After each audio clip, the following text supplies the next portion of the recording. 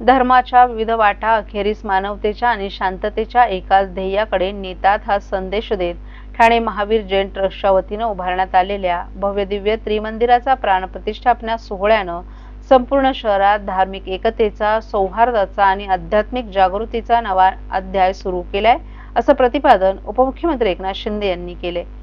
काल झालेल्या सोहळ्यास राज्याचे उपमुख्यमंत्री एकनाथ शिंदे हे प्रमुख पाहुणे म्हणून उपस्थित होते। त्यांनी मंदिरात दर्शन घेत भाविकांशी संवाद साधला आणि या पवित्र कार्याबद्दल समाधान व्यक्त केले। मंत्रोच्चार, विधिविधान आणि भक्तिमय वातावरणात प्राणप्रतिष्ठापना कार्यक्रम पार पडला। यावेळी जैन समाजातील सदस्यांसह विविध क्षेत्रातील मान्यवर, नागरिक, देशविदेशातून आलेले भाविकही मोठ्या संख्येने उपस्थित होते।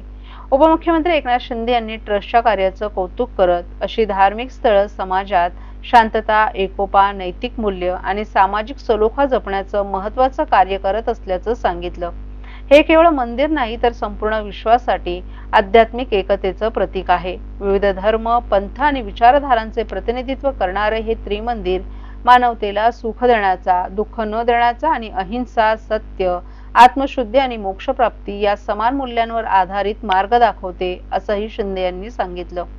या त्रिमंदिरात एकाच छताखाली 3 प्रमुख विचारधारांचं दर्शन घडतं। येथे सिमंदर स्वामीजींची प्रतिमा, योगेश्वर श्रीकृष्ण भगवान आणि भव्य शिवलिंग विराजमान असून या तीनही मूर्ती मनाला शांती आणि आनंद देणाऱ्या आहेत। या अनोख्या संकल्पनेमुळे कोणताही भाविक येथे आला तरी हे माझंच मंदिर आहे अशी भावना त्याच्या मनात निर्माण होते, असंही त्यांनी नमूद केलं। ठाण्याची भूमी या मंदिरामुळे अधिक पवित्र झाली असून शहराची ओळख आता केवळ औद्योगिक किंवा सांस्कृतिक शहर म्हणून नव्हे तर धार्मिक आणि आध्यात्मिक केंद्र म्हणूनही दृढ होत आहे।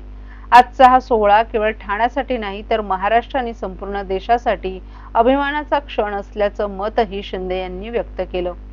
या प्रकल्पासाठी दीपक भाई यांनी त्यांच्या सहकाऱ्यांनी केलेल्या अथक परिश्रमांचं विशेष कौतुक करण्यात आलं।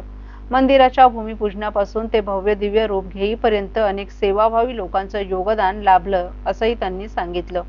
महाराष्ट्रातील बोरिवली, पुणे आणि ठाणे येथे तसंच गुजरातमध्ये अशा स्वरूपाची धार्मिक आणि आध्यात्मिक केंद्र उभारण्याचं कार्य सुरू आहे।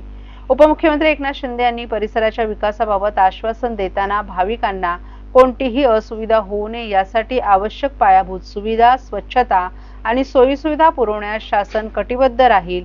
कॅन्सर हॉस्पिटल सारख्या सेवाभावी उपक्रमांनाही लवकरच गती देण्यात येत असल्याचं शिंदे यांनी त्यांचं कौतुक केलं।